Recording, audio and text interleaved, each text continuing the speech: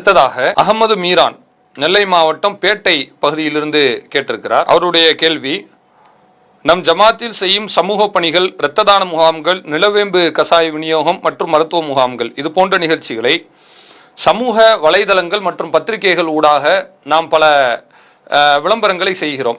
இப்படி விளம்பரப்படுத்துவது கூடுமா? ஏனெனில் அது ஒரு வணக்கம் தானே.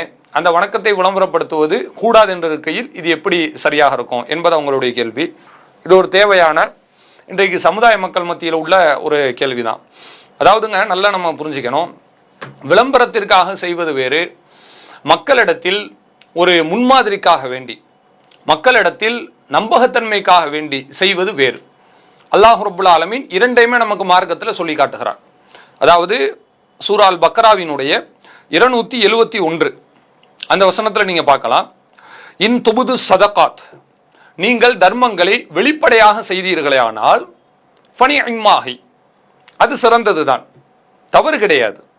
ஒயின் துஹ்ஃபூஹா, அதை நீங்கள் ரகசியமாக செய்தால், வதுஹல் ஃபுக்ரா, மேலும் ஏழ்மையானவர்களுக்கு ஏழைகளுக்கு வழங்கினால், ஃபஹுவ ஹைருன் லக்கும், அது உங்களுக்கு சிறந்தது என்று அல்லாஹ் சொல்லி காட்டுகிறான். அப்போ நாம் ரகசியமா செஞ்சாலும் சிறப்பு தான், வெளிப்படையா செய்தாலும் அது சிறப்பு தான், தப்பு கிடையாது. நன்மை ரகசியமாக செய்வதற்கு தான் அதிகம். இது யாருக்கு? தனிப்பட்ட மனிதனுக்கு. ஒரு சமுதாயமா சேர்ந்து நம்ம உதவி செய்யறோம்னு வச்சுக்கோங்க, அப்போ போய் ரகசியமா கூப்பிட்டு எப்படி செய்ய முடியும் சொல்லுங்க?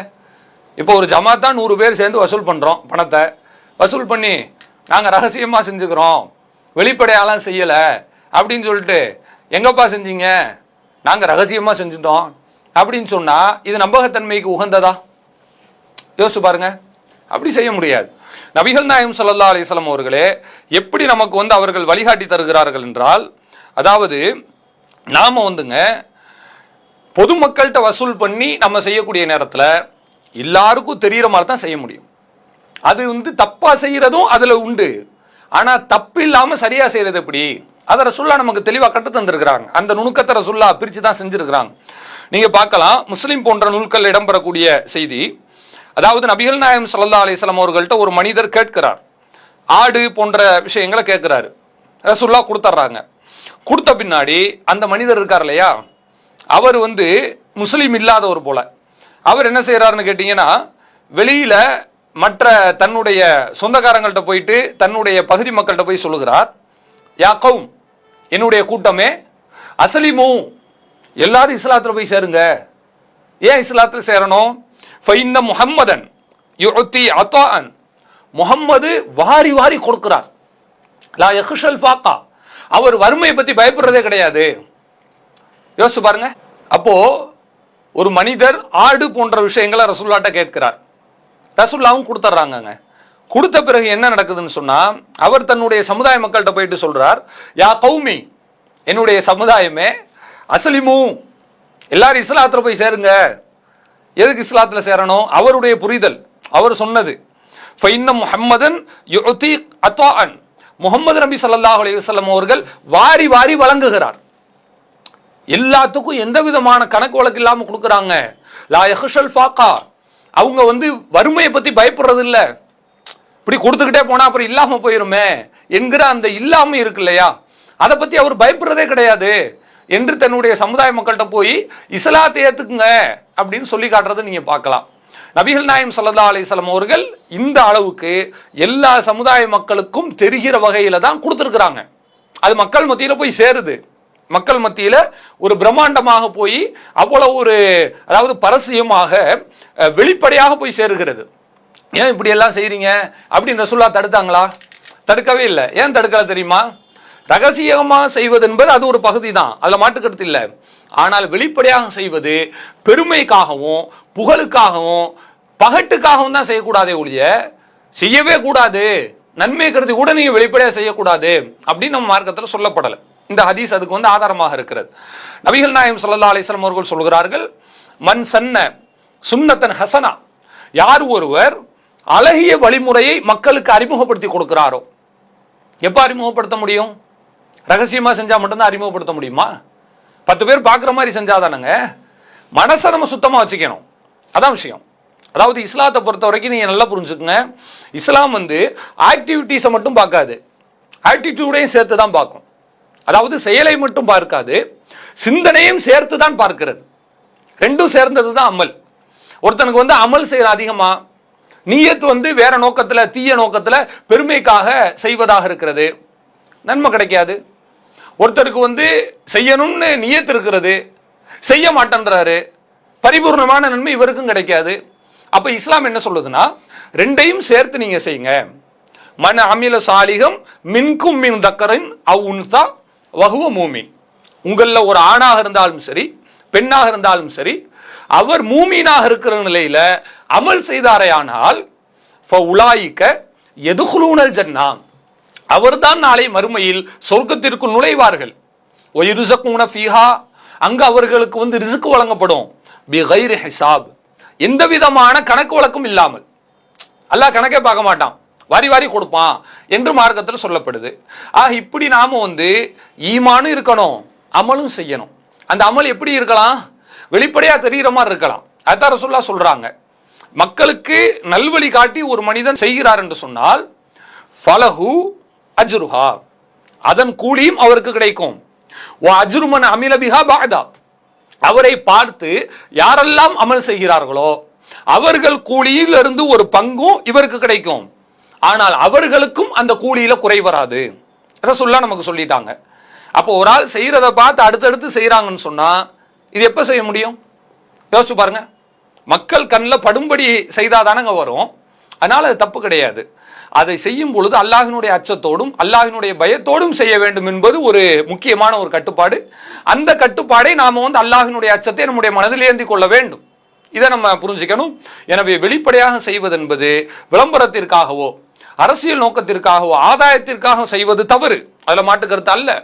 ஆனால் மக்களுக்கு கொடுக்க வேண்டும் என்கிற சூழ்நிலையில சமுதாயமாக ஒரு பொதுவான ஒரு குழுவாக நம்ம இயங்கும் பொழுது ஒவ்வொரு குடிசையா போயிட்டு நம்ம கொடுக்கிற சாத்தியப்படாது. பொதுவாகத்தான் கொடுக்கணும். ரசூலுல்லாஹ் அப்படி கொடுத்துருக்காங்க. ஒரு ஆள் பார்க்குற மாதிரி மற்றவங்க வழிமுறையாக்கி கொடுங்க என்றெல்லாம் சொல்லி இருக்கிறாங்க. எனவே தப்பு கிடையாது. ஹதீஸ் அடிப்படையில் சரிதான், ரசூலுல்லாஹ்வே கொடுத்துருக்கிறாங்க. ஒன்று. இதுல ரெண்டாவது கடைசியாக ஒரு நியாயங்கள் இதுல இருக்கிறது, அதை நம்ம புரிஞ்சுக்கணும். இப்போ நீங்க நல்லா பாருங்க, நாம வந்து வசூல் பண்றோம். வெள்ளம் வந்துடுச்சா, கஜா புயல் வந்துருச்சா, இல்லை வேற ஏதாவது இயற்கை பேரிடர் வந்துருச்சா, அதுக்கு நீங்க கொடுங்கன்னு நம்ம வந்து வசூல் பண்றோம் இல்லையா? வசூல் பண்ணும்போது வசூல் பண்ணி நாம வெளியே கொடுக்காம வச்சுட்டோம்னு வச்சுக்கோங்க, மக்கள்கிட்ட இருந்து என்ன கேள்வி வரும்?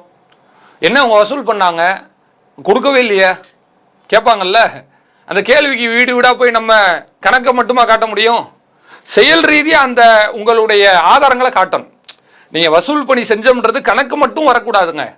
நீங்க செஞ்சது அவங்க கண்ணுக்கு தெரியணும், தெரிகிற வகையில் செய்ய முடியும். இது பெருமை கிடையாது, நம்பகத்தன்மை பெறுவதற்காக. ஒன்று. ரெண்டாவது, நீங்க நல்லா புரிஞ்சுக்கங்க, நம்ம தௌஹீத் ஜமாத் வந்து டிஷர்ட்ல பேரோடு தான் நம்ம போட்டு செய்யறோம். இரத்த தானத்தை நம்ம டிஷர்ட் போட்டுக்கிட்டு தான் வாலண்டியர்ஸ் நிற்கிறாங்க. பேரிடர் மீட்பு பணியில வாலண்டியர்ஸ் டிஷர்ட்டோட தான் நிற்கிறாங்க. இதெல்லாம் சரி. இது ஜமாத்தை விளம்பரப்படுத்துறதுக்கல்ல, விளம்பரப்படுத்தி நமக்கு எதுவும் கிடைக்க போறதும் இல்லை. நாம ஜமாத்தை விளம்பரப்படுத்தி ஓட்டா வாங்க போறோம் சொல்லுங்க? அப்படி இல்லை, எதுவும் கிடையாது. அல்ல ஜமாத்து பேரை போட்டுக்கிட்டு எங்களுக்கு நீங்க எல்லாரும் அவார்டு கொடுங்க அப்படின்னு நம்ம கேட்கிறோமா? அல்லது மக்கள் மத்தியில் போயிட்டு வேற ஏதாவது ஆதாயம் நம்ம எதிர்பார்க்கிறோமா? அரசாங்கத்திட்ட இருந்து ஏதாவது ரகசிய உதவிகளை நாம் பெறுகிறோமா? எதுவுமே இல்லை. எப்படி மக்கள்கிட்ட வாங்கி வசூல் பண்ணி செய்யறோமோ அதே மாதிரி தான் அடுத்த இதுக்கும் மக்கள்கிட்ட தான் போய் நிற்கிறோம். அப்போ நாம அந்த உதவி செய்யும் பொழுது நாம வாயால போயிட்டு நாங்க இந்த ஜமாத்துல செஞ்சுட்டு இருக்கிறோம், முஸ்லிம்கள் நாங்கள் எல்லாம் அப்படின்னு எத்தனை பேர்ட்ட போய் சொல்றது? நீங்க சொல்லவே வேணாம். டிஷர்ட் எழுதி போட்டீங்கன்னா உங்களுக்கு முடிஞ்சு போச்சு, முஸ்லிம்கள் செய்கிறார்கள். அப்போ நாம பனியன் அணிவது ஜமாத்திற்கான ஒரு மைலேஜ் ஏத்துறதுக்கு மட்டும் நீங்க நினைக்காதீங்க. இஸ்லாத்தினுடைய வளர்ச்சியை அதிகப்படுத்துவதற்கும் இஸ்லாத்தின் மீதான ஈர்ப்பை கூட்டுவதற்குமான ஒரு எளிய வழிமுறை, ஒரு இலகுவான வழிமுறை தான் இந்த வெளிப்படையாக காட்டிக்கொள்வதை ஒழிய வேறு எந்த நோக்கமும் கிடையாது. இன்னைக்கு இவ்வளவு தூரம் நம்ம செஞ்சிருக்கிறோம். முஸ்லிம்கள் உதவி செஞ்சவங்க எந்த அடையாளம் இல்லாம ஒரு சட்ட கைலியோட ஒரு டிஷர்ட் பேண்டோட அவங்க போய் நின்னாங்கன்னு சொன்னா யாருன்னே தெரியாதுங்க. இன்னைக்கு இஸ்லாத்தை தானே திருப்பி திருப்பி விமர்சிச்சுக்கிட்டு இருக்கிறாங்க. அதுக்கெல்லாம் எப்படி நீங்க பதில் சொல்லுவீங்க? ஒவ்வொரு மேடை போட்டு பேச முடியுமா என்ன? அந்த அளவுக்கு இங்க வந்து பாசிபிலிட்டி இருக்கா? கிடையாது. அப்ப எப்படி பதிலடி கொடுப்பது என்று சொன்னால், நம்முடைய மனிதநேய சேவைகளை நம்முடைய உடலில் அணியக்கூடிய ஆடை மூலம் நாம் வெளிப்படுத்துகிறோம். இது மாதிரி நிறைய விஷயங்கள். நாம போஸ்டர் அடிப்பதா இருந்தாலும் சரி, இரத்த தானத்துக்கு, அல்லது நீங்க ஒரு மனிதநேய பணிக்கு நீங்க மக்கள் மத்தியில் விளம்பரம் செய்வதாக இருந்தாலும் சரி, எல்லாமுமே மக்களுடைய நலனுக்காக, இஸ்லாத்தின் மீதான களங்கங்கள் துடைக்கப்படுவதற்காக என்பதை புரிஞ்சுக்குங்க. இரத்த தானத்தை போய் நம்ம விளம்பரம் செய்யறோமே, இது விளம்பரம் மட்டும் பார்க்காதீங்க, இதுதான் கான்டாக்ட். இது நீங்க இரத்த தானம் செய்வதற்கு நீங்க எல்லாரும் வாங்க, நாங்க இரத்த தான முகாம் நடத்துறோம், போஸ்டர் அடிச்சு ஒட்டிட்டோம். இதை பார்த்துட்டு 10 பேர் இரத்த தானம் பண்றாங்களே, இவங்க டொனேட் பண்றதுக்கு மட்டும் வரல, நாளைக்கு ரத்தம் கேட்கறதுக்கும் இந்த நபருக்கு தொடர்பு கொள்வாங்க. அப்படித்தான் இருக்கு ஜமாத்தினுடைய ஸ்ட்ரக்சர், கட்டமைப்பே அப்படித்தான் இருக்கிறது. அவங்க அதுக்கு வருவாங்க. பயானுக்கு நம்ம விளம்பரம் பண்றோம், பேரிடருக்கு விளம்பரம் பண்றோம், எல்லாரும் தாங்கன்னு இணையத்திலையும் நம்ம விளம்பரம் செய்கிறோம். அதே மாதிரி அச்சு ஊடகங்களையும் நம்ம விளம்பரம் செய்து கொண்டிருக்கிறோம். இது எல்லாமே எப்படி இருக்கிறது, ஒட்டுமொத்தமா மக்கள்கிட்ட வாங்கி மக்கள்கிட்ட கொடுக்குறோம். ஒரு சர்க்குலேஷன் தான், அங்கிருந்து வருது, திருப்பி அங்கே போய் விடுகிறது. இது மார்க்கத்தில் தப்பு கிடையாது. இதைத்தான் நபிகள் நாயகம் அவர்கள் நாம முன்னர் சொன்ன, ஒரு மனிதர் எல்லாரும் இஸ்லாத்துக்கு வாங்கன்னு தன் கூட்டத்தை போய் அழைப்பாருன்னு சொன்னோமே, அந்த ஹதீஸ்ல இருந்து தெளிவாக விளங்குகிறது. பிறர் பார்க்கும் வகையில ஒரு மனிதர் வழிகாட்டியாக அமைகிறார் என்று சொன்னால் அவருக்கு அவங்களுடைய கூலியிலிருந்து ஒரு ஷேர் கிடைக்குது, அவங்களுக்கும் குறையாதுன்னு ரசூலுல்லாஹ் சொன்னாங்களே, அந்த ஹதீஸ்ல இருந்து விளங்குகிறது. அல்லாஹ்வும் சொல்லுகிறான், இன் துபுது சதகாத், நீங்கள் தர்மத்தை வெளிப்படையாக செய்கிறீர்களா, ஃபனியம்மாஹி, அது உங்களுக்கு சிறந்ததுதான் என்று சொல்லி காட்டுகிறான். எனவே நம்ம பெருமையினுடைய நியத்து இல்லாமல், அந்த பகட்டி இல்லாமல், ஷைத்தானுடைய சிந்தனை இல்லாமல், மக்களுக்கு தெரியப்படுத்தும் விதமாக, மக்களுடைய நம்பிக்கை பெறும் விதமாக, மக்களுக்கு போய் சேர வேண்டும், இஸ்லாத்தின் மீதான அந்த ஒரு குற்ற உணர்ச்சிகள் மக்களுக்கு களையப்பட வேண்டும் என்கிற நல்ல நோக்கத்தில் அல்லாஹ்வினுடைய அச்சத்தோடு செய்யும் போது அது மார்க்கத்தில் தப்பு கிடையாது, அது மார்க்கத்தில் வழிகாட்டப்பட்ட விஷயம்தான் என்பதை சகோதரருடைய கேள்விக்கு பதிலாக நாம் சொல்லிக் கொள்கிறோம். இஸ்லாம் மற்றும் சமுதாய செய்திகளை அறிந்து கொள்ள தமிழ்நாடு தௌஹீத் ஜமாஅத் யூடியூப் பக்கத்தை உடனடியாக சப்ஸ்கிரைப் செய்து கொள்ளுங்கள். மேலும் பெல் பட்டனையும் கிளிக் செய்து கொள்ளுங்கள்.